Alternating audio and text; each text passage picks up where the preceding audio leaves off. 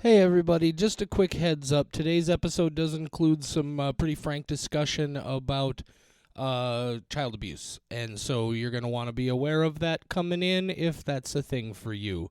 Otherwise, on with the show.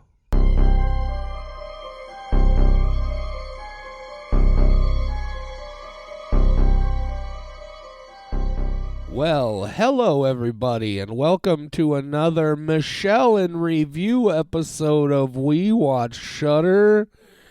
My name is JD, and if this is Michelle in Review, who's here with me?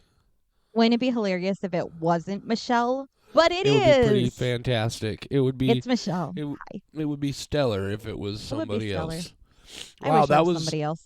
Yeah, you and me both. For a minute, I was like, oh, my life would be so much better if Michelle wasn't in it. And I was like, that's not what I meant to say at all. You know what? Me too. Right, exactly. My life would be so much better without me in it. Look, guys, I know we talk about the time in jest, but JD very literally like 15 minutes ago just rolled out of bed. I got a very caffeinated beverage in front of me. Michelle looks like she's in about the same boat as me, but we got business to attend to. We got business. We have a Michelle to review. We do. That's me. Oh, a whole Michelle, a whole calendar Michelle. One skull. That's my review. One skull for you or for the month? Both. Why not both? Both. It's a one skull month. Michelle, before we dig into some specifics, like you mentioned that this month has been one of the most insane months for you for lists of things you wanted to get watched. Yeah. How much did you see this month? And how much did you want to see that you just were not able to get to? Okay. So, in case the reason I do this, in case you've never listened to a Michelle in Review before, maybe you picked this as your first We Watch Shudder episode. People who have been with us for a while are not gonna be surprised by what you're about to hear at all. But Michelle, tell everybody those things I just asked. So being able to do a Michelle in Review episode every month has really shown me that I am in fact a crazy person. And it is not just all in my head. I am insane. Ha ha ha ha ha. My goal has been accomplished.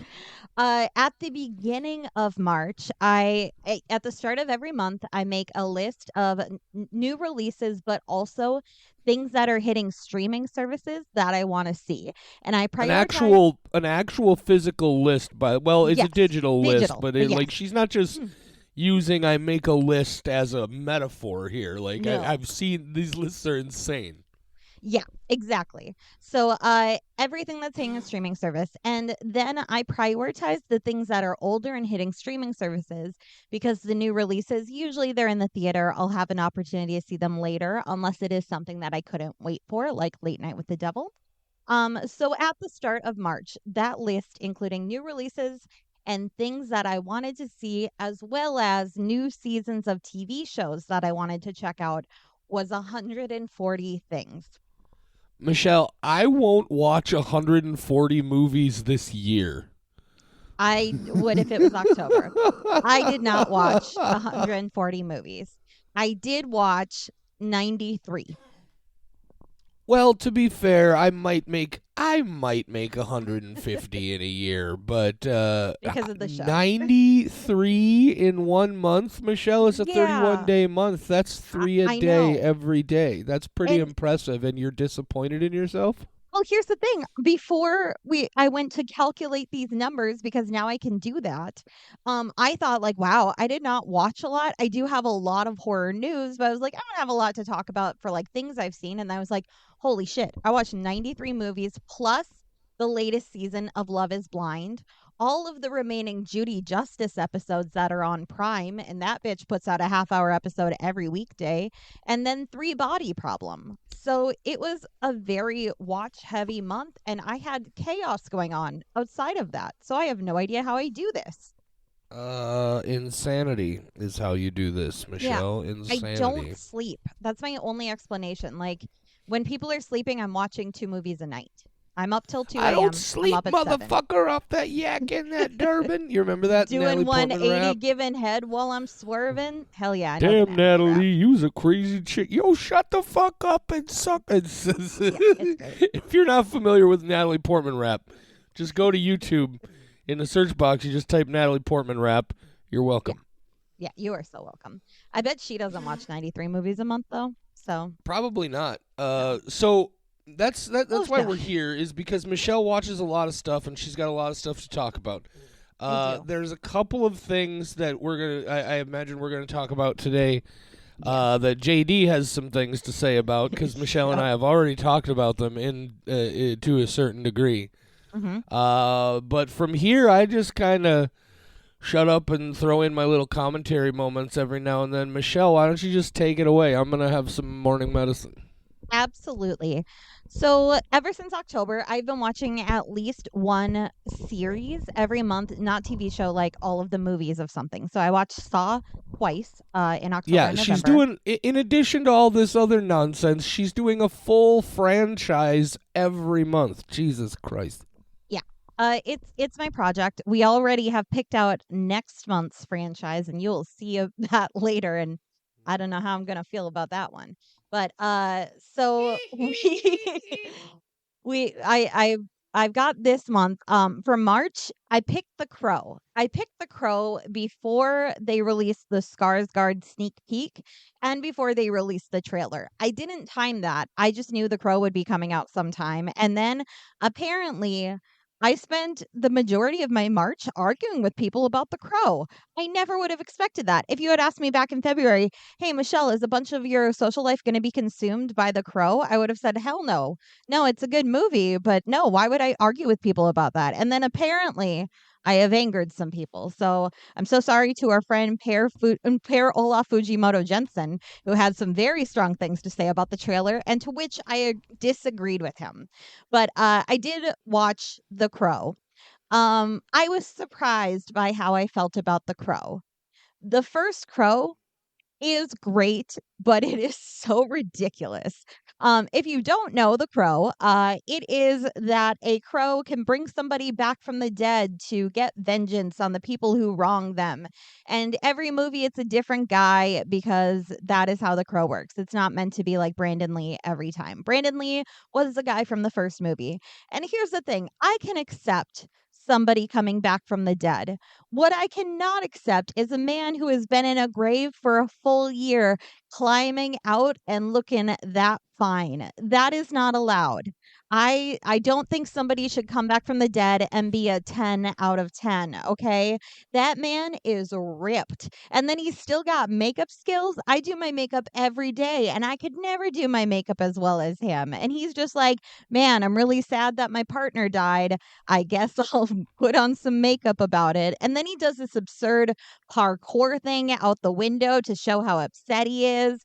Just, it's ridiculous. But on the other hand, I love it. I love it so much until I realized that yes, he had been in the ground for a year. He went back to his old apartment where this murder had taken place and his fucking cat was still there. And he's like, "Oh wow, I'm so glad my cat's still alive." Yeah, me too, cuz somebody left it in the apartment for a year. The little girl who he bonded with did not take the cat into her care. She didn't go, "Wow, these two people I really cared about left a cat behind. That cat probably should come home with me as a memory to these people I loved." No, she left it in the apartment. That cat is so lucky to be alive. That cat probably has its own crow that brought it back right when it brought back Brandon Lee, because there's no fucking way. I felt so bad for that cat and then I was like, "Man, fuck this movie." There's also a quote that somebody's like, "Someone stuck his blades in all his organs in alphabetical order." First off, how the fuck do they know that? How are they able to say this was the first stab wound, this was the second one in his liver? And then also, that seems like way too much work. These movies came out, I think The Crow was like 1999 or something, somewhere around there. What I'm saying, oh, The Crow was more like 1994, oh shit, Michelle. yeah, no, that's true. That's true. I'm getting it mixed up Get your with 90s together. City of Angels was 96, so I have no idea what I was thinking. But City uh of Angels, wasn't that Nicolas Cage movie about? What are well, you not The talking about? Crow, The Crow City of Angels. The What's the sequel. Crow City of Ain't? There's a It's the sequel? Oh my god, just you wait. Oh, Lord. So I told you I watched a whole movie franchise. So it seems like too much work to do it in alphabetical order, especially in a time where there is no internet. They had to get out a textbook and figure out how they were going to do this. And that just is too much work for murder. But first movie, you know what? It's ridiculous. I like the way he's just constantly quoting Edgar Allan Poe. It's good. It's silly. Then I had fond memories of The Crow City of Angels that came out in 1996 because I was 6 or 7 years old. I got to see it in the theater. It was a big adult movie and I felt so cool. And then I watched it this past month and did not feel the same. It's very unfortunate that Brandon Lee knocked it so out of the park with the first movie because the whole thing is every movie afterwards. I mean, Brandon Lee died in a terrible tragedy. So not only that, but it's also the whole story is that a new person can be reborn each time. So if they had done a sequel, it probably wouldn't have been Brandon Lee. But then we have people trying to fit those footsteps and do as good of a job, and it's so unfortunate, so much pressure on one person, and it just did not do it for me. That we had The Crow Wicked Prayer from 2005, which What? yeah. Um, it's got a 3 on IMDb, and sadly, I agree with that. We'll just leave it there. I don't want to insult these people. It does have Tara Reid, though, which is crazy. Just Tara Reid being anything is ridiculous to me. I love that woman, but she was in The Crow Wicked Prayer from 2005. And then we get to the modern Crow, where there's just a trailer, and everybody was calling it John Wick. And you know what? I'm okay with that. And here's where I angered my friend Pear because I said that if they made The Crow exactly like it was in 1994, then people would hate it today because it would be ridiculous. They would make fun of him putting on the makeup and doing little backflips and screaming angrily to really express his emotions. And I like the modern take on it. I'm excited to see what they will do with it. And you know what? If you're mad at me about that, all I have to go on is the trailer. I'm excited for it. Stop messaging me, Pear. I'm so sorry that we disagree. We can still be friends, but I'm excited for the new movie and I will not apologize for it. The Crow. Don't stop messaging her. Harass her about it. Look, here's my thing about The Crow. First of all, when, like, obviously it's a movie I was aware of. It was a pretty big deal, and of course there was the whole news story about Brandon Lee being accidentally killed on the set.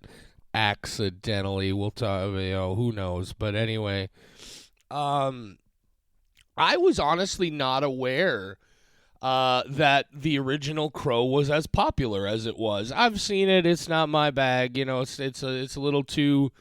It's a little too Neil Gaiman, a little too emo goth for my particular palate. But I mean, come on, the guy's name is Draven. Get it, Draven. I Anyway. love it. I love it. But I knew people. I knew it had a following. I knew there were people who I was not prepared for the level, like the volume of reaction that came in the announcement with the trailer drop and everything. Way more people are way more fond of this movie than I had any idea. And I'm happy for them, or, anxious for them that there's a new movie coming out for their franchise after years and years and years. But I myself just couldn't possibly care less. It's the whole length of that story. The Crow, it's just something that never fully connected with me, and here we are. The only thing that I have to say for people who are really not excited, like I can understand not being excited about a new thing in a franchise you love. I get that. But people are saying that this is damaging Brandon Lee's memory or Stop memory it. of like his legacy. And have you not seen The Crow City of Angels and The Crow Wicked Prayer? This is not the second movie ever made. There are two Right. others. So go after them too. Also, this whole narrative thought process of like, oh, they remade a thing and they ruined its legacy or trampled all over my childhood. Frankly, go fuck yourself. You did that to yourself. All of those previous films that you love still exist in the exact same. Here's what's really upsetting you, is finally this thing has existed for long enough that there's a part of it that you don't like. That's literally all that's happened, is there's a part of it that you don't like. So take your stomped on legacies and ruined my childhoods and just get right the fuck out. Just stop reading stories or stop watching movies if that's your attitude. This doesn't belong. Sorry, this is my little. I understand certain arguments about remakes and revisitings, but this one just gets my fucking dander up. Just nobody has done anything to your precious memories, you self-important, whiny fanboys. There, I'm done. I feel that way towards Emma Watson's take on Beauty and the Beast, but we don't have to get into that. Shut up. It's Michelle. You can turn around. You don't even have to leave. Right in front of your face on the computer in front of you is Disney Plus. I know you're a subscriber. Yeah, I am. All you have to do is bring it up, and you can watch the original Beauty and the Beast. And you know what? Nothing Emma Watson did changed anything about it. It's still the exact same movie. No, she changed it by adding a song in Paris about her dying father or whatever it was. Well, How dare she? How dare she? Fuck out. We're done with this episode. Michelle's a crazy person. All right, so that's your franchise for the month. Yeah. Was The Crow. You kind of slacked off, frankly. Only 3 titles in that franchise. I'm a little disappointed. I know. We're making up for it in April. Yeah, well, no, there's only 4 in April. Yeah, I'm doing 2 franchises in April. Oh, gee, of course you are, because you can't just do the one that happens to coincide with the podcast and be like, no, that's fine. It's a twofer. No, not Michelle. No. No, because we'll talk about that one in an actual episode. I've got to do its own thing for the review. Yeah, should we just tell them? I mean, it's already up on the website, guys. For April, we've been trying to do like a holiday related or themed episode. We did a Valentine's and a St. Patrick's Day. Not a lot of super holidays in April, but you know what is in April? Earth Day. You know what we're going to do? The Toxic Avenger.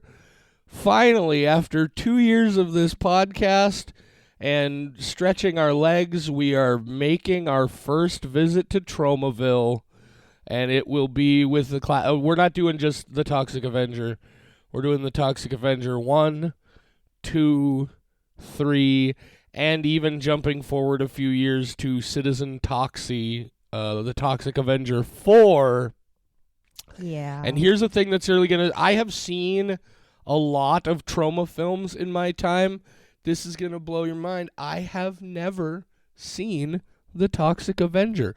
I've seen the Toxic Crusaders Saturday morning cartoon from the 90s, and I've seen clips from the Toxic Avenger.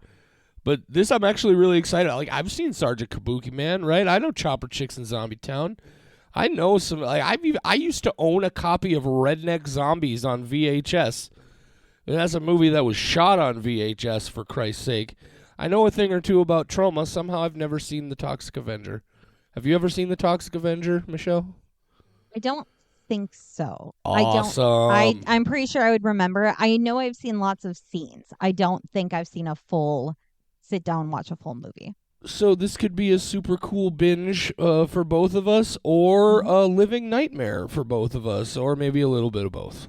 It's, Lloyd Kaufman would want it to be a little bit of both. He would not want this to be like this is purely enjoyable. He would like a little bit of torture. Yeah, he definitely wants at least a few people to hate his films. Exactly. So in his honor, one of us can. So what's next, Michelle? Are we doing other feature films then? Is that where you're going? Horror. Yep, we go to the recent horror. So we're going to do this in this order because I know one of these we're going to argue about. Everybody Dies by the End, 2022. It is now available on Screambox. It is a man, Alfred Costello, who used to make horror movies, and now he has decided he is going to make his final film. And he hires a filmmaker who he met online to come and do behind-the-scenes footage of this movie. And Alfred, he's an eccentric fella, and you're just trying to figure out, like, what is the movie? And oddly enough, it's actually very similar to Found Footage 3D, which we just watched, and I guess Late Night with the Devil, where we are watching this movie being made interjected with behind the scenes footage. So I don't want to give a lot away. I will say it is a comedy horror, and that is why it works for me. It's got some really good squelching subtitles, and you know I love a good squelchy moment. It's him making a slasher flick, kind of. And so there's a lot of fun practical effects that happen.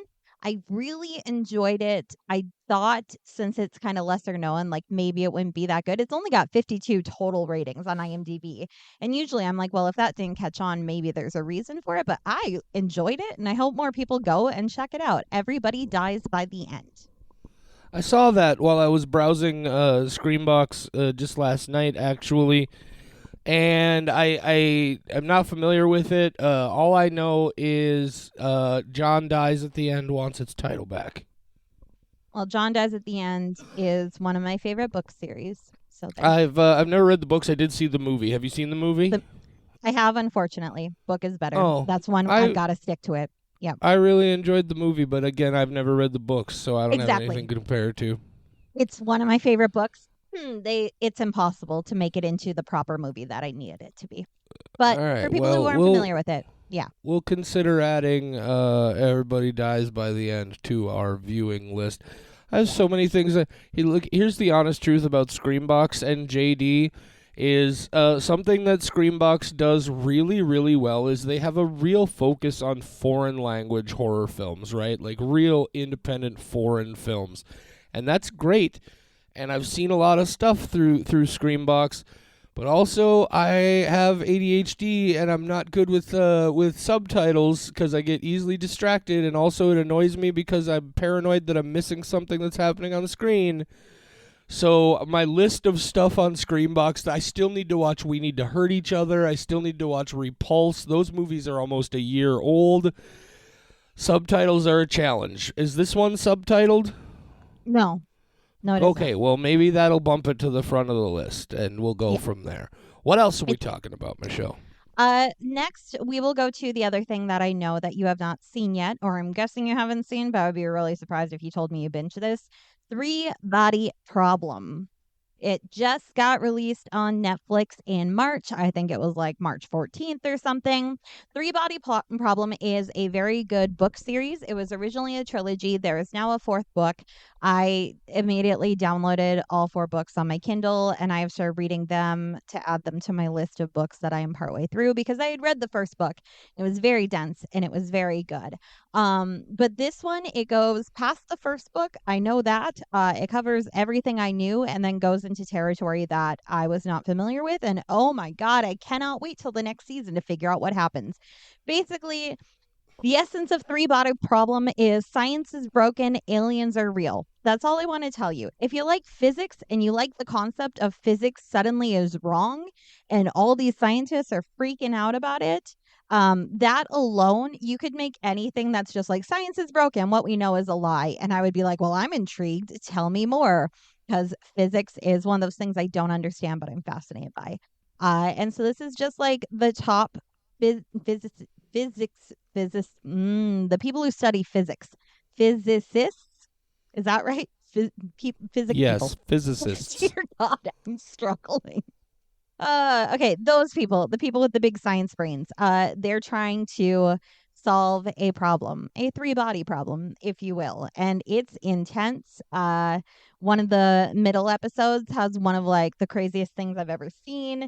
That's what happens with Netflix series is right in the middle they give you like a huge oh shit moment all the time, and this did not disappoint. I really, really enjoyed it. I will be binging the books because I cannot wait for season 2 to come out to figure out like what's going to happen next. So, Three Body Problem.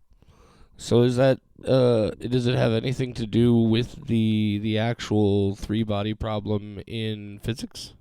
Yes. Oh, so they actually talk about the three body problem? Yes. And how it's unsolvable? Yes.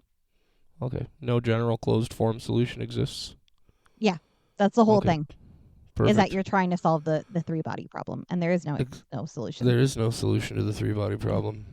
No general closed form solution exists. Exactly. Science is broken. Anyway, three body problem. I love it. I have this problem where I have three bodies in my basement. Oh. Which is especially a problem because I don't have a basement. was about to say, is it even a problem? That just sounds like a great day. If they're Could be. alive and they're there for a party. We Could be can't 3 go too human much bodies that farther are down alive. this road, or I'm going to have to answer some questions I don't want to answer, Yeah, Michelle. that's So maybe fair. we should Okay. just move on to another movie. Yeah, how about we move on to a movie that I think you have Oh, some stuff to Christ. say. Here it is. No, Here we're it starting with the is. positive one. Moon Okay. Garden Oh, 2022. okay. Yeah. Yeah, Moon Garden. I told JD to watch it. JD liked it. I can let you do most of the talking if you want to because you were messaging me during this, but God, I love that movie. No, yeah, it's a spectacular film. It just first of all, I forget her name right off the top of my head, The little but girl. the kid who is the director's daughter, uh, and she plays this with a level of sophistication. Like this girl can't be like I don't know, but she looks like she can't be more than about 7 or 8 years old, and she is phenomenal.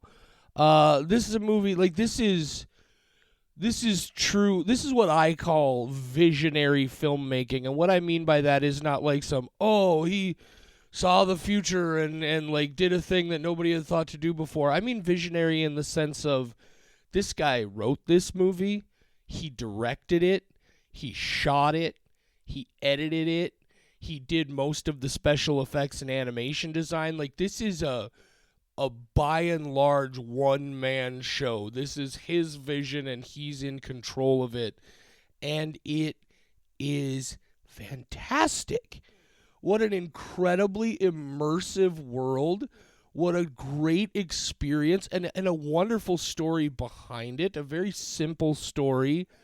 But just and of course, look, I'm a sucker for melancholy. I'm a sucker for bittersweet stuff. I'm a sucker for things involving kids.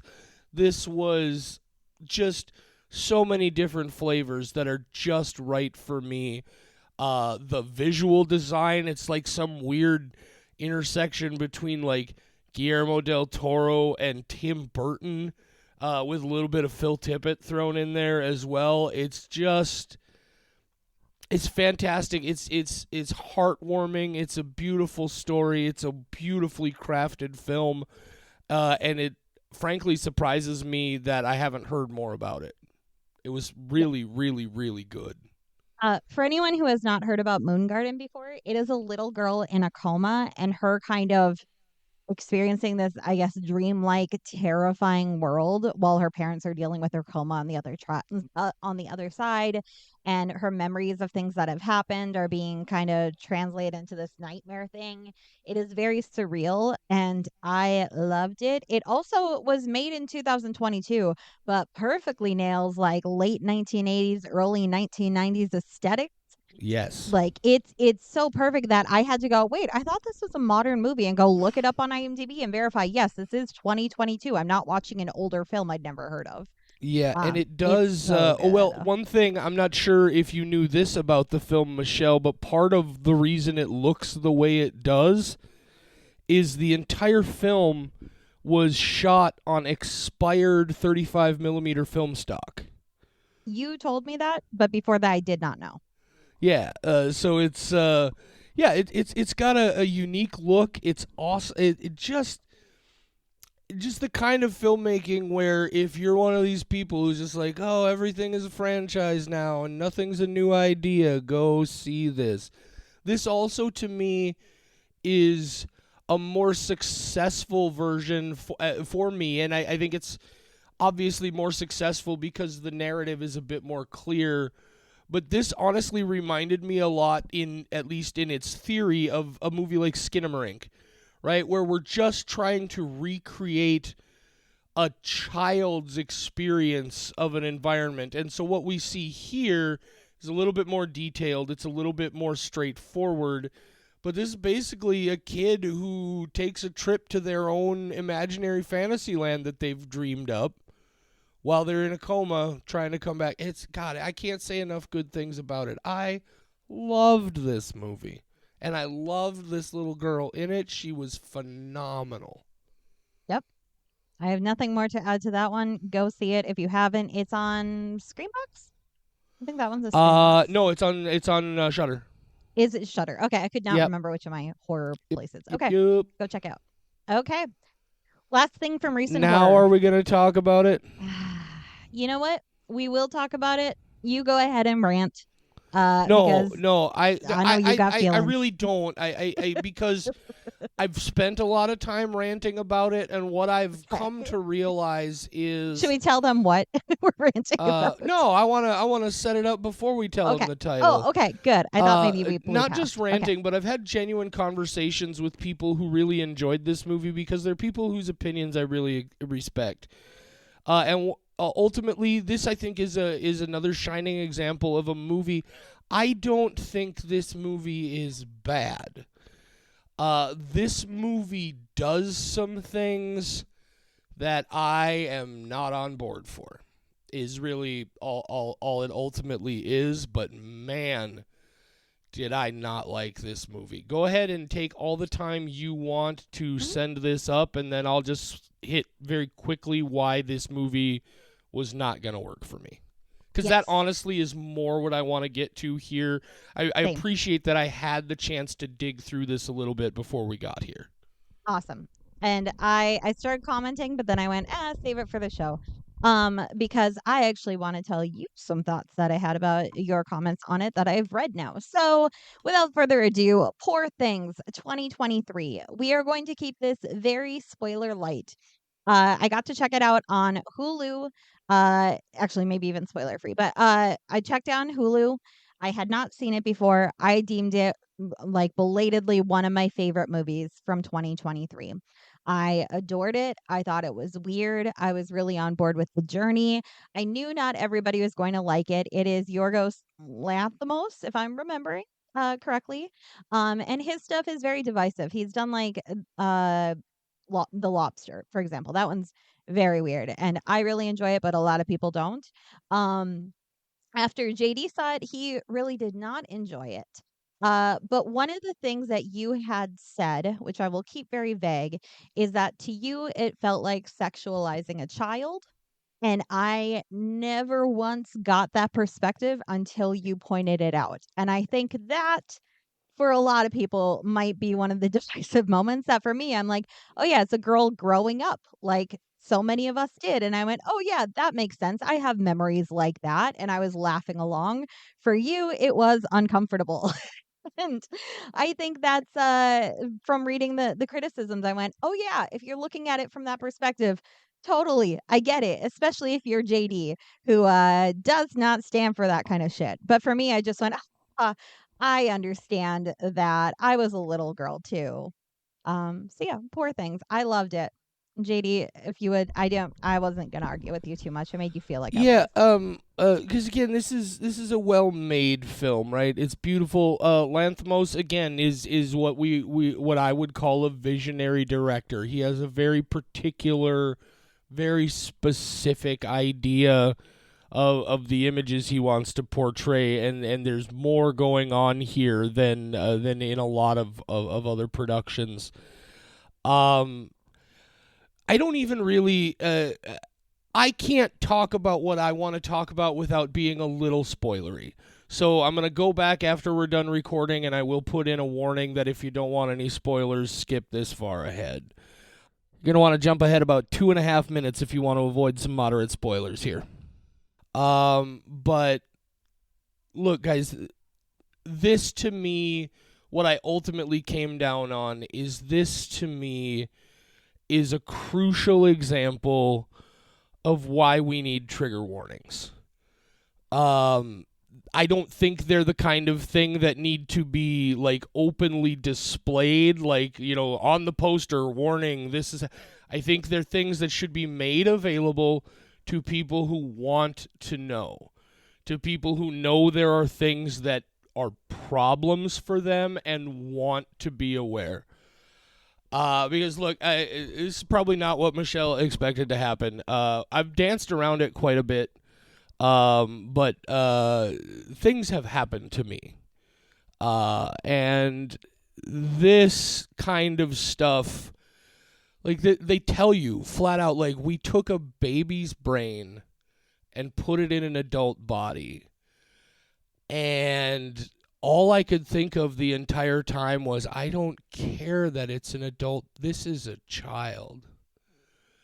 And that's heavy. Now, I've also spoken to, Michelle and some other people, particularly females, who have helped expand my perspective. They understand exactly where I'm coming from and why.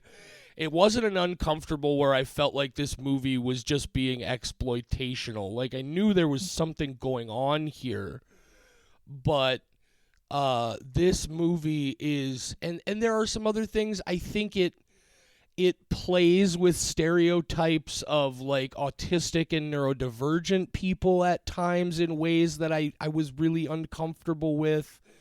There's one moment very briefly in the beginning of the film where, pardon my language, but one of the characters refers to Bella, the Emma Stone character, as a retard, and it only happens the one time. And I can feel in my guts the kind of arguments people are making, would maybe make about why it's there and the purpose it serves. To me, it's one time and they never say it again. It's not necessary. It's a humor line. It's not essential to the story. Right. It's not a thing we need. And so I think I have a real solid handle. Interestingly enough, I had that moment where, like, the similar moment to what you had with a movie like Lucky, where it's like, this is like, I'm real connected to this message, and you're telling me something I didn't need to know, and therefore it's not for me. And there's a lot of that here. But if you're gonna watch Poor Things, be careful. This movie is real intense in a lot of ways and real frank in a lot of ways that, man, I felt real dirty. I was not ready for that at all. So that's all I wanted to say about it. Please give us trigger warnings that we have access to. They don't have to be open for the entire world to see. You don't have to label a movie like a scarlet letter, but give me the option. Please. Well, for those who might not be familiar with it, I know you probably are, but doesthedogdie.com, they have expanded. It started as like a joke site of you can type in any movie and it will tell you whether a dog dies, so you're prepared. But it has expanded so you can search by specific triggers and then see like, oh, this movie does contain that thing. And while that started as a joke website, I love that it has caught on a lot That's more brilliant. for people who, absolutely brilliant. It's so good. And I hope that we continue to expand this site and also make it more visible to people who want that kind of information, because they also do their best to keep it as spoiler free as they can. They can dig in and say this is the exact timestamp if they want, so they're prepared for it. But if they just want to know, like, does a dog die? Yes or no? It'll tell you that. Is there child abuse? Yes or no? And then you can choose whether you want to dig into that and specifically what type of abuse. I love this site. That's fantastic. Helps me a lot. I knew about Does the Dog Die? I did not know that they had expanded into a much broader sort of thing. Yeah. And I do want to be clear, like, these are not the kind of things that I think are verboten, right? Like, nobody's ever allowed to touch them at all. I think, these are part of the human experience, and when handled in the proper tone and respectfulness, I don't have a problem with these stories being told. When they're exploitational, like, say, a movie we fucking loathed in the original Spooktober that I'm not going to mention by name. It's very helpful for some people to have and I can even watch things like this, right? It's just a matter of, Jesus, give me a little bit of a heads up, let me know what I'm walking into. But also, to be fair, I haven't really been super open with a lot of people about my experiences, and so, it is what it is. But I know that's one of the things that really upsets you. And until you mentioned it, I never even had that frame of reference in my head. And I'm like, oh, yeah, no, it makes sense why you don't like this. Then, well, if and that's I what think, viewing it. I think that's a big part of what the movie is saying, right?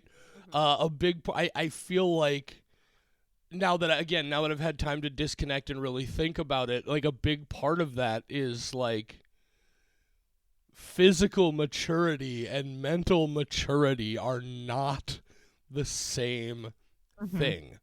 And so it touches on that, this whole statutory assault sort of concept and that sort of thing. And it also, I feel like Lanthimos in a certain way is almost kind of trying to undermine certain people who are just like, oh no, I didn't have any problem with how sexual it was. It's like, oh, so you didn't have a problem with people having sex with a child? Almost like a little like using the adult body as a cover. I really like that. I really appreciate this movie, but I never ever want to see it again. No, that's why I was like, I have to add to the list because I'm like, oh, you want to argue, but I knew we weren't going to argue. We were actually have a good discussion. I just did not want to have it on your Facebook status. I figured I would wait so we could build upon it better because you're a much better writer than I am, and I just go, haha, memes. Okay, Memes. Anyway, go ahead. memes.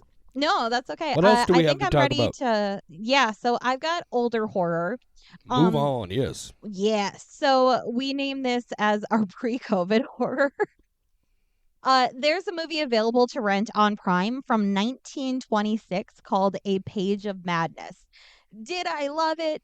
No. Is it one of the oldest movies I will ever see? Yes. Was it cool to watch for that reason? Absolutely. So I don't want to tell you anything. Just go check out A Page of Madness. It's a 98-year-old movie that you can rent on Prime for $2. So I watched that. It was cool just to see something like it. It made sense story wise, but it's a weird movie from a whole century later's perspective. Is this the Uh, Japanese film? yes, it is. It's Okay. about a man trying to rescue his wife from an asylum or something along those lines. So there's a lot of weirdness. It's cool, but it was so weird to see something 98 years old. Come True 2020. This was on Hulu. I don't recall if it still is. I immediately bought it. This is one of my favorite movies of like I would say recent horror, but it's not the recent horror category, but I would say from like the last 10 years. Come True does a lot of things very specific to me. That felt like this is a movie made to freak me out in particular, and I enjoyed it a lot. It is a woman who has sleep disorders, and so she becomes part of a sleep study where they are trying to figure out what is going on. There are other people involved in this sleep study. There's a lot of really freaky night terrors. The ending, I don't want to say shocked because I will say surprised, even though it was more like a holy shit, like a way more like I was shocked by it, but shock has kind of a different meaning when you're talking about horror. Yes. But I loved Come True. Very particular night terror stuff that just has to do with me. I have sleep disorders and I've done sleep studies. And I think this was tailor made for me. And it was just really well done. And the imagery that they use is very unsettling. I got like goosebumps at one point where I'm like, "Ooh, that makes me so uncomfortable." Really enjoyed it. Come True 2020. I'd never heard of it before. I saw it was hitting Hulu, and now it is one of my favorite movies from recent history. Yeah, I remember seeing the title as I was browsing recently. Did you say it's on Hulu?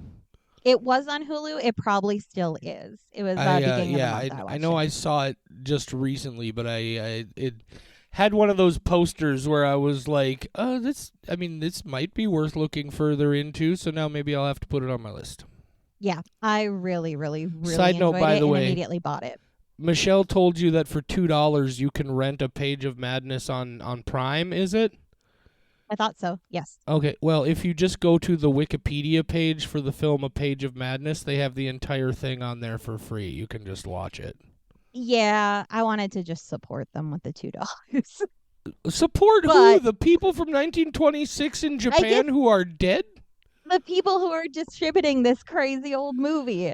Oh, so the people who are taking advantage of somebody else's work and Wow. exploiting it for their own financial benefit? Exactly, those people. I think they Now, deserve money. did you see the actual original version, or did you see the version with the new music from like 1975?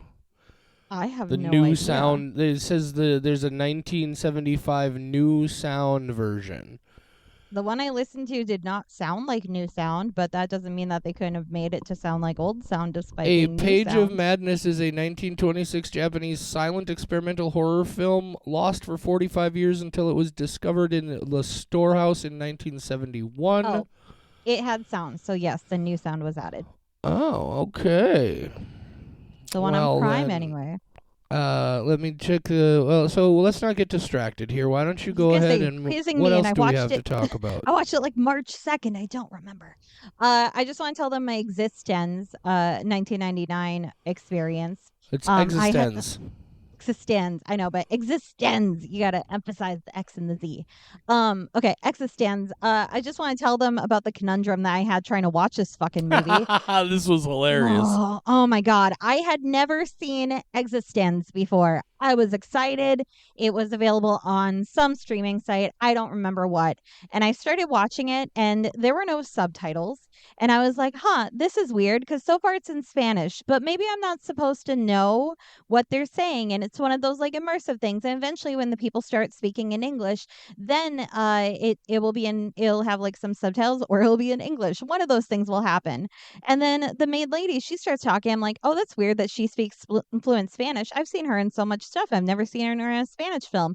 And then Jude Law starts talking, and I go, Jude Law, that's not his voice. And it's also in Spanish. So I messaged JD and I go, hey, you've seen Existenz, right? And he went, yeah, Cronenberg, of course. And I went, okay, is it in Spanish? And he went, no. And I went, well, I'm watching it in Spanish and it says that it's the original audio, but I don't have any option to change to a different audio.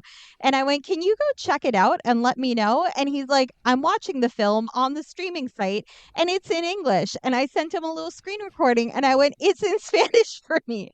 So I had to It's put it in incognito window in order to watch the fucking movie in English. And it's just like one of those moments where I was like, my life is a simulation and something broke. So it was pretty great. I was like, great Michelle, movie, but what the holy fuck are you shit. talking about? I'm on that website watching this movie right now. It's in English. That's why I screen recorded and sent you a clip so that if I was like, look, it's in Spanish, and you're like, no, that's in English, I would know there was something wrong with me. But I had to screen record and send it to you and be like, look, I'm I not. mean, Michelle, not to be glib, but we all know already there's something wrong with you. Well, yeah, I did have a huge I list. see My what I April did there. list is I'm also, so yeah, clever. you're so good. Okay, my last thing from older horror, it also is recent horror. It's just horror in general, and I knew you were going to be mad, so I just tacked down to the end of this category Taylor Swift, The Eras Tour. It's so good. It's on Disney Um, Plus now. It's 3.5 hours long. And really, why I put it under the horror category is the fucking Illuminati, JD.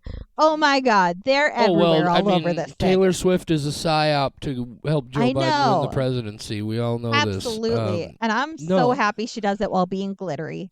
here's what I will say about Taylor Swift Eras Tour concert movie. I don't begrudge anybody their taste. Taylor Swift is not for me. I love all of the people who just can't handle the fact that Taylor Swift is on TV in the middle of a football game. That makes me very happy. I hope Travis Kelce marries her and changes his name to Travis Swift. I She think deserves that better. would be beautiful. Because watching a whole nation of idiots lose their mind would be adorable. I love music, guys. I love music. I love a lot of different music. There is no band, no artist, no performer, not even my very favorite bands, artists, and performers of all time that I want to watch perform for 3.5 fucking hours. No, I don't. I don't. You could bring all of the Beatles back to life and put them on stage, and if they're going longer than 90 minutes, I'm fucking going home. Well, Three that's and how a you half do it in your hours, Michelle. house. Three and Yeah. a half hours. Yeah. Did she sing literally every song from every album she's ever recorded? Only the last 3 because she released 3 albums before going on tour again. So it was the Eras tour where each part of the concert was this album. Here's an old classic. Now we got this album. Here's an old classic. It was actually, I did not know it was 3.5 hours. I put it on randomly. I like Taylor Swift. I'm not like a Swiftie where I'm obsessed. I didn't even try to get concert tickets. I like a huge variety of music, mostly actually rap and hip hop, then some T Swizzle in there. I have a very absurd, just like I like all horror movies, I like a little bit of every genre. And so I put this on being like, I gotta know what the buzz is. And I went 3.5 fucking hours and I messaged a bunch of friends. I was like, who would watch this? This is ridiculous. And then an hour later, I'm like, I'm not even multitasking. I am sitting here, music way up. This is how I know the Illuminati's involved because I'm 3.5 hours into a Taylor Swift Eras tour. I'm listening to her music the next day. I'm making my husband listen to the music the entire day. I have been completely brainwashed. I love it. I will say this about Taylor Swift. I fucking adore that she finally and I'm sure other people have done similar things before, but obviously never on her level of popularity and exposure. That in the middle of her this career where rocking the boat could have been the dumbest thing she could possibly do, she said, nah, fuck y'all, I'm just going to re-record all of these albums the way I wanted them to be in the first place and release them myself, and nobody buys her old shit anymore. Like, everybody said, yeah, we're with you. We if you're going to go buy a Taylor Swift record, make sure you buy the one that says Taylor's version. That's all you need to remember, and it's hilarious that Yep. this is like a 16-year-old girl from the middle of nowhere who wrote a song on her guitar about Tim McGraw just like took the whole music industry and said, fuck y'all, I'm going to have all the money. And now she just owns everything, and it's genius. I love it. Yeah. I I have think a ton of Taylor Swift makes music I don't enjoy, but I fucking adore the stories of stuff that she does. She's great. yeah, I think the Scooter Braun stuff just really is where she got elevated because she told him to go fuck himself by doing that. And then also now her battle against Ticketmaster, like, yes, please, Ticketmaster fucked over the wrong fans when they made it impossible to get her tickets and then gouged prices. So I like it. She's kind of a boat rocker despite being like a pop country lady. Yeah. She's that person, and honestly, for me, and I don't mean to get too esoteric about this, but I think she's emblematic, a very much sort of tip of the spear of something we're gonna start seeing a lot more of. There was a paradigm shift in young people not too long ago, and we're gonna start seeing more and more and more of this. There's a whole generation of people who are like, why wouldn't you just take the most money offered to you? Like, you get 6 offers, why wouldn't you just take the one that's for the most money? It's like, well, because some of us have finally figured out that money isn't gonna, like, money can make you safe and secure, but sometimes the stress that you have to undergo to get that money is not fucking worth it. And so they're just taking more risks on themselves and doing things just completely differently and finding new ways to do things. And I feel like she's just the tip of the iceberg, and we're going to start, like, traditional media distribution companies and record labels and such are fucking doomed. It's I beautiful. love it. Yeah. Beautiful. Anyway, I didn't mean to I turn didn't this into a actually philosophical discussion of Taylor Swift, but I was about to say this is great. I didn't expect us to actually talk about Taylor Swift the Eras tour. So I love that we did get to discuss it and no, that's silly. Tay Tay, as you said, Tay Tay as a boat rocker is. I feel Mhm. like I even started calling her Tay Tay and using a lot of that stuff just because I love how much her mere existence just infuriates some people. It's fabulous. I got sent to TikTok. Yes, I'm one of the youth. I use TikTok. What up? They sent me a TikTok of they played one of the Taylor Swift songs at a hockey game. Like when they're in between, they do a lot of like just a bit of a song while they're saying it up. And you can hear every girl in that audience screaming the lyrics even after the music stops, and it's all these young voices. And I just thought that was the sweetest thing, because hockey generally might not be a place a lot of people think to bring their daughters to. I went to hockey a lot when I was young. My dad brought me to the Fargo Force games and the Sharks a lot. And hockey, I fucking love hockey. I love the fights. I love the sounds. I love the smell of the arena, it or the rink, and it's so great. So then hearing all these little girls having this really big moment at something that I loved as a little girl that was considered kind of unconventional, like made me a little bit teary eyed. So kind of Awesome. unrelated. I love Awesome. What hockey. else do you want to talk about, Michelle, in Yeah. review? So, the non-horror category, I was gonna talk about Mean Girls 2024, but I just really don't wanna. So we're only gonna talk about the other movie that I put on here, which is The Zone of Interest. This won a bunch of awards, and then it got controversial when one of the guys made a speech that people didn't like, and I don't need to get into it. It's the whole Israel Palestine stuff, and I'm not smart enough to talk about that, but I will Free talk about the movie. Palestine. That's the only thing you need to know. Fucking Yeah. free Palestine. Get. Okay, go ahead. This could get real bad if I go off now. Exactly. That's why I was like, we don't have to. I just want to talk about the movie. The Zone of Interest, I had heard a lot of people telling me about it, but had never watched it. Didn't even really know what it was about, except that it was about Nazis. And I went, okay, well, I'll check that out someday when I feel like being sad. The basic premise is that it is just a family. I don't know what the head guy of Auschwitz is called. He's like the main bad guy though, and his house is right beside Auschwitz with his wife and their children, some of their friends, some of their relatives. And all it is watching this family in this house outside of Auschwitz. And the camera never goes within the gates of Auschwitz. It is just this family and what their lives are like. And somehow it is, despite never really showing anything overtly evil or graphic on screen, it is one of the most abhorrent things I've seen in my life, and demonized people who are okay with what was happening in a way that I've never seen done before. It was very upsetting. The sound design it made the movie, and it was one of the most upsetting Nazi related things I've ever seen. And yet it was probably also one of the most gentle Nazi things I've ever seen, because it is about just the people who are okay with what is happening and how it affects their lives and how they care about this thing that's happening because it affects them directly, but not unless it affects them directly. It I did not expect to have such feelings. I was so pissed off watching this movie. Yeah, I've heard the name kicked around quite a bit, but I got to be honest, I never really dug into what it was about.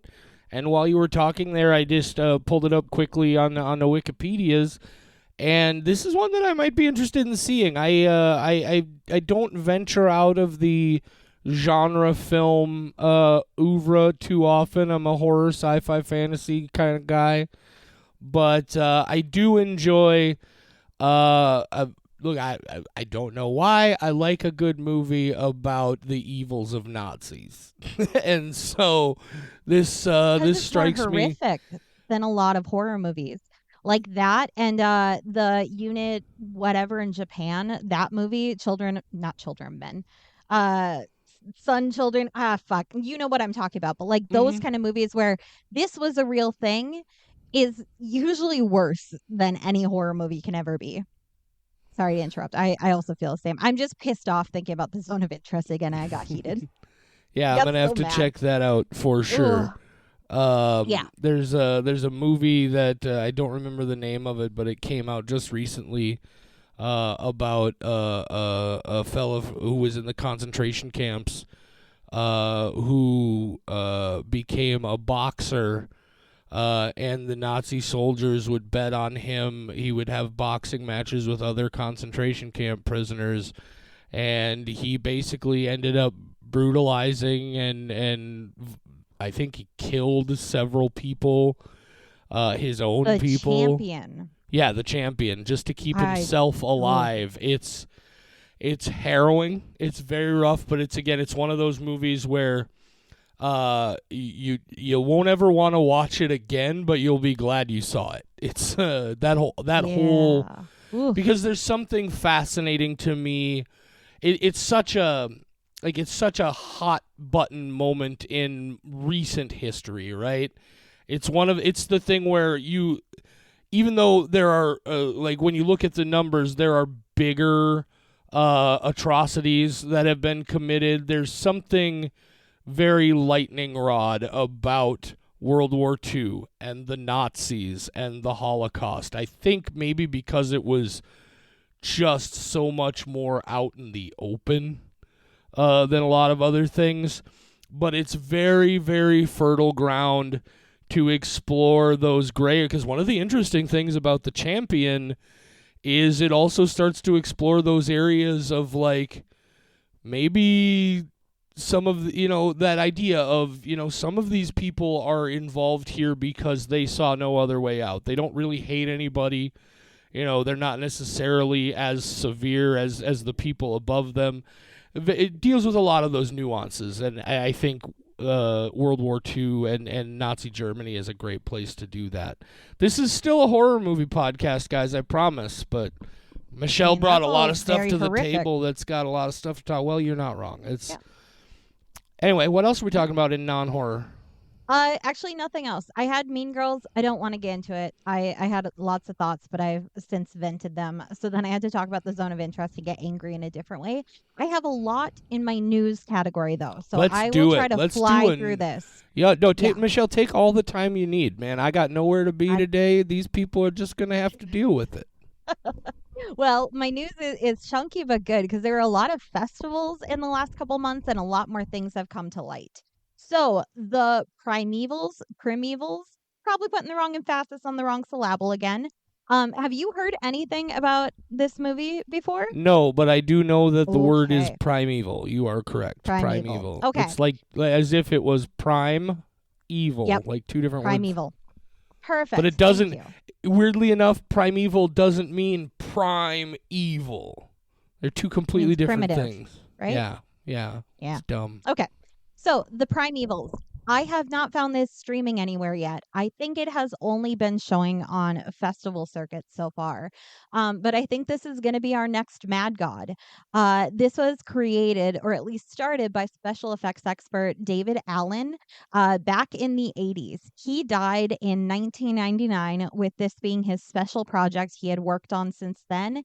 And recently, two people, producer Charles Band and Chris Endicott, finished the film for him. So it is a stop motion, bizarre fantasy film called The Primevals that it's showing on festivals. It's getting incredible reviews. I'm very much looking forward to this hitting someplace that I can see it. So just put that on your radars. I'm really hoping we get like more Mad God shit of people just spending their lives doing a project and we get it 30 years later. This looks. This is the first I've ever heard of this. It looks very interesting. I will say this, being distributed by Full Moon Entertainment and produced by Charles Band, makes me immediately say, oh, this is not going to be anything like Mad God, except that it's stop motion and it took a long time to finish. But that's what I mean. I want people devoting their whole lives to the thing I get after this they looks die. like Ray Harryhausen did Rudolph the Red-Nosed Reindeer, and I mean that in the best way possible. Like, go to the Wikipedia or something, find the poster for the Primevals. This looks like it looks straight out of like 1981. This is going to be a good time. Yeah. Next thing, Maxine. Ty West has decided this might continue past a trilogy. He said that there's a lot more ideas that have come to the forefront, and his exact quote is, "But we'll see what happens. Let's get this movie done first, see if people like it, then we'll go from there." So we're probably getting more of the Maxine. Yeah, I guess my whole thought on that, as with many things, is I still have those moments like anybody when I hear they're going back to the well and I'm just like, are we really going to do this again? I thought it was perfect with the three of them you had. Like, at the end of the day, as long as I enjoy them, he can keep making movies in this framework and it'll be fine. As long as there's still stories worth telling and there's stories that I connect with, I don't care. But I'm fucking stoked on Maxine. I cannot I know. wait. I have so many things on this list specifically for you. There's one more coming up in a bit that you probably haven't heard about, and I hope you guys as excited as I hope you will. Next, though, there is a new John Waters film being created called Liar Mouth, starring Aubrey Plaza. I have not looked into it any further. I'm sold. I will see it. I don't want to know the plot. John Waters and Aubrey Plaza? Yes, That's all you please. need to know. What else do you Yep, need to know? John Waters plus Aubrey Plaza. There it is. This is sold. exactly. All I need. We are getting the Teenage Mutant Ninja Turtles Mutant Mayhem sequel in 2026. That was my favorite movie from 2023, so I just got to mention it. Fucking great movie. If you haven't seen it yet, that's on Paramount. Teenage Mutant Ninja Turtles Mutant Mayhem. It's beautiful. It's beautiful. It's funny. It's and only excellent. 2 years away, guys. 2 years. I know. I'll be excited the whole time. This one's gonna make you mad. Like I said, my news has just been like, what will JD react to in a positive or negative way? We are getting the Outwaters detective audio version. This is being shown at Unnamed Footage Festival, and it is the Outwaters, but instead of the film's audio, it is just two detectives reacting to what they're watching. I mean, I'm not going to flip out about it. It's not something that I have any interest in at all because that movie didn't work for me, so I don't see how this is going to add anything special. But if it's your vibe, it's your vibe. It's whatever. Robbie Banfitch I is a love nice the guy. Outwaters. He's interacted with us on Twitter a few times and doesn't seem bothered by the fact that at least one of us didn't really care. He seems like the kind of guy who understands that he made a polarizing movie that's not going to work for anybody. So as long as you're not Anybody? a dick, or not going to work for everybody, excuse me. But that, so as long as you're not too much of a dick about the way you say it didn't work for me, and that's really no, I don't have a problem with it. I just don't have any interest in it. Yeah, it's Michelle silly to me. just I want loves to trying to push make my movies. buttons. I do. Next, Watch Dogs was a video game that I fucking love, and we're getting movies starring Sophie Wilde from Talk to Me. That's just a quick shout out to my video game nerds who are out there. Steven Kostansky, who made my favorite movie, Psycho Gorman, best And comedy also horror. Leprechaun Returns. And also Leprechaun Returns. He has two movies coming out. Frankie Frico, which is a creature feature with a party monster named Frankie Frico, and Deathstalker, which is a remake of the original Deathstalker. We get both of those very soon, and I adore that man. I love Steven Kostansky, and I will watch anything he puts out. Have you ever seen the original Deathstalker? I have not, but now that I know that he's making a movie, I planned on it. No, don't do that to yourself. Oh. Okay, No. well now I especially have to. There I are have 3 to of them help. actually. Conveniently titled Deathstalker, Deathstalker 2, and Deathstalker 3. But It'll make man, it easy for. They're on Freebie. yeah, I will watch 'em. they are from that early mid '80s sword and sorcery thing that Yeah. came in the wake of Conan the Barbarian. And man, there are some of those movies that I really, really, really love. For example, Sorceress. If you've never seen a movie called Sorceress from 1981, go fucking check it out. It's so good. I watched that I this love- week because you told me to. You did watch it? What was it like? They kept calling them like daughter children or female children, and I was cracking up every time they said that. Oh yeah, these are Girl I children? I forget Something. It's so what stupid. you, but I know what you're talking about. Yep. The two who are as one. Yep. We are looking for the two who are as one. Tragon. Two. No. Okay. Anyway. Deathstalker. Yeah. Yeah, Deathstalker. I like me some Beastmaster. That's a good one. Beastmaster 2, not so much. Deathstalker, not so much. I am looking forward to a Steven Kostansky remake of Deathstalker, though. That should be interesting. I was trying to remember the two ferrets from Beast. Whatever. Orko and Papu? I believe it's Pogo and Pongo. Thank you. We had two ferrets named after them, and I couldn't remember what they were. We had Pogo and Pongo, and then we had Orko and Papu after that, so I couldn't remember which duo I was thinking of. Okay.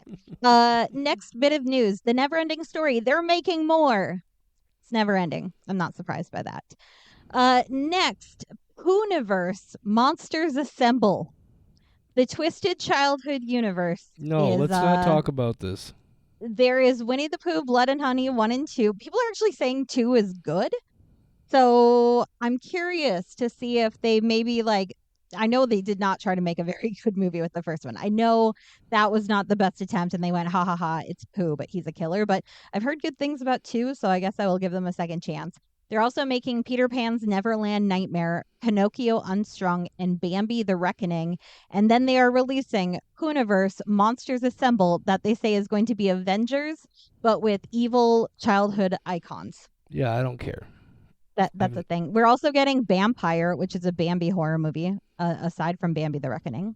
Last thing to end on a positive nose for the pardon me, just a note quick for the news. Just a quick correction. The ferrets' names were Kodo and Podo. I knew I was close. Kodo and Podo. I could not remember. I remembered Orko and Papu. I could not remember her other duo. And I knew it was those though. Jeff named them, of course. They were Jeff. Also, Tanya Roberts is in that movie, who later went on to be Donna's mom in That 70s Show. Oh, I love her. She's great. Okay. My last thing for the news, which hopefully this is news to you, JD. Takashi Miike dropped a short entirely filmed on an iPhone 15 Pro. Now, usually you would hear, a filmmaker made a movie on a cell phone. That's going to be a huge marketing grab and be so cringy, and I'm going to hate it. But no, the whole thing is on YouTube, and it is not really an iPhone advertisement at all. It is such a Takashi Miike flick. Go check that out. It is on the iPhone YouTube channel. And if you just like Takashi Miike and you want to see him put out a new short, you have one. It's weird, it's fun, it's colorful, it's action packed. The fact that he made it on iPhone, cool. Get that money, let that man do whatever he wants. It's really good. I do have to find myself wondering. I do find immediately, Michelle. What could possibly be quintessentially Takashi Miike about anything whatsoever that iPhone would release on their official YouTube channel? This is what I thought too. I went, oh man, this is gonna be cringy. There's nothing this guy can do of any quality that they would ever put on that thing, is there? It's an action-packed car battle. It's the weirdness that you expect, yet it's G-rated, and it still feels vaguely like, this is going to get into R-rated territory any second. No, it felt true to his other work. I'm not going to lie, the statement, a G-rated production by Takashi Miike. I know. Ooh, that immediately says to me, that could be bad. That could go really wrong. But I have seen it. I like Takashi Miike. This felt true to his stuff. I was so surprised. I expect it to be very cringy and uncomfortable. How long is it? 15 minutes. Okay, maybe I'll go check it out. What's it called? I'll send you the link. Oh God, I have the link saved. I did not even think to look up the title. I think it's like, it is called, it's 19 minutes and it's called Midnight. It's on the Apple YouTube channel. 19 minutes is too damn long. If you can't get the time down to 15, I don't give a shit. I'm sorry. I guess it was a manga that he then made into a movie. I don't know. He's done that quite a bit. Yeah. Did you ever see Dead or Alive? Yes. It's good stuff. Anyway. Yeah, it is. Last literature. My literature section is fucked. I'm just going to be true to the thing. I have started so many books and I have finished one. And not even finished. I bought so many copies of Crossed. I got the initial 3 runs, but now the next run is 100 issues. So that's going to cost me $200 to buy on the Kindle. I don't feel like starting that adventure right now, but I got through the first bit of Crossed. That's cool. Family Values was the best by far. Jurassic Park, I'm like 20 pages from the end. Final Girl Support Group, I'm listening to an audiobook and I've got an hour left. The Walking Dead, I finally bought the last 3 hardcover books, so that means I have to read the initial 13, so I can now read those 3 and finish out the series. I just bought the other 7 books from the Fever series. I thought there were only 2, so now I have to read the 4 books I have before I start those 7. I'm still pissed off about the Sleeping Beauty book and have not picked it up, but I've still got the rest of those on my end table. I have a stack of 20 books in my living room that I am partially through right now. My literature section is fucked. Hopefully in April I can finish some of these, but I keep starting. Oh, and Three Body Problem. I just restarted Three Body Problem, which I'd already read the first one, but now I watched the show and it's entirely different. So now I have to read the first book again before continuing because all the characters are different. They split them up into different people instead of just being one main guy like they did in the book. So my literature is fucked. April I might have to take a break from any movies and just read because I have so many books in my living room. JD, there are so many books and I just ordered 12 more. Why There do are you do 12 this to more on their yourself, way. Michelle? You know what the solution to this is? Just stop reading. But then they'll never get read. Yeah. And that's a problem. I have to read them. If I own them, I have to read them. That's Well, why I'm so stop pissed off buying about the them. Sleeping Beauty stuff because I don't want to read them. But I Well, bought then the why- whole trilogy assuming why- I would like them. Why did? Well, then I mean that sounds like a you problem. It's not It my fault. absolutely You is can't a me stop. problem. I'm not saying it's not a me problem. It's always me. I'm the problem. It's me. That's a Taylor Swift lyric, and that's also applicable to me. Okay, fair I'm pretty enough. pissed off about books right now. But okay, so my Fucking literature books. is fucked. This section is making me mad. The fact that I have to read it all just makes me mad. I'm in the middle of so many fucking things. My end table is covered. So Hey, that's it. On the book front, I did finally finish House of Psychotic Women. I don't know if I Nice. mentioned that on our last one of these or not, because I don't remember exactly when I finished it, but I did I finally know you were at finish least it. close to the end, if It's not. really good. You guys should definitely check out House of Psychotic Women. Oh, should I? After I finish all my other books? No, you should check it out before you finish all of your other books, because Oh my none God. of those I have other it books purchased. matter. I have that one as an audiobook. Yeah, it's already. real good. Anyway, I mean, I don't read. We've talked about it. I can't focus on reading anymore. The modern world has destroyed my ability to focus on anything for more than about 20 minutes, unless it's a Well, luckily movie the that's Takashi completely Miike captivating all of my is only senses. 19. And I'm just babbling now. Holy shit, Michelle! We've been at this for almost an hour and a half. Yep. I think that's enough. I'm pissed off about books again. I was in such a good mood when we were talking about T-Swizzle. But now I'm just mad again. Good old Tay-Tay. Okay. Tay-Tay. That's Michelle in review. That's Michelle I in feel review, like every guys. time you understand a little bit more about my mental state and what I go through every month of like, oh my God, I have so many movies to watch. I have so many books to read. Consuming media is not enjoyment for me. It is obligatory. Michelle and in I take it all review in like a sponge. Sort of started out as me having a certain amount of guilt over dominating the conversation in a lot of our episodes, so I wanted to give Michelle an opportunity to shine. And then it very quickly evolved into just me sort of turning Michelle into a freak show display for all of you guys to understand how insane this woman is and everything that she voraciously consumes. If there's a movie you've seen, I would never bet against her, is what I'm saying. You could come up with any movie in the world, and I'd be like, yeah, I mean, if there's anybody who's probably seen it, it's Michelle. Yeah. Except then yesterday Pear was telling me all these obscure 80s movies that I'd never heard of in my life. Have you ever And seen he's like, Tales "They're of the very Quad Ed weird." Zone? What from is the it? Quad Ed. Tales from the Quad Ed Zone. QUADEA.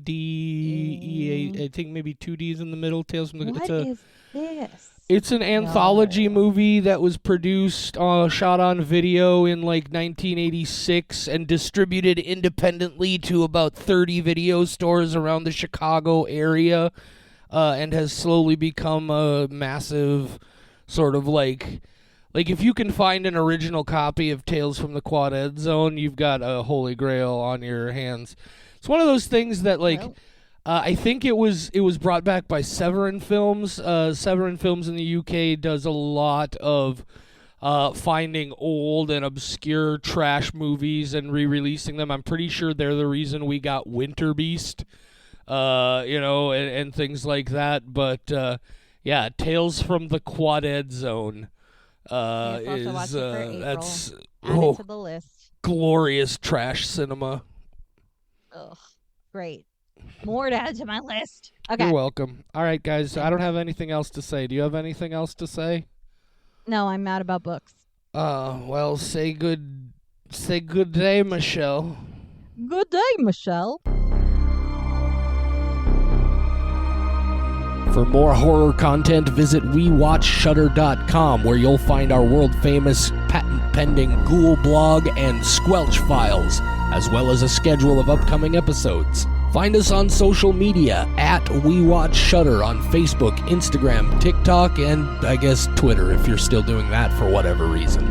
You can email us. mail@WeWatchShutter.com is the address. mail@WeWatchShutter.com. You can even call and leave us a voicemail, 701-566-9510. No, really. 701-566-9510. Give it a shot. See what happens. We Watch Shutter is a production of Rat Factory Media.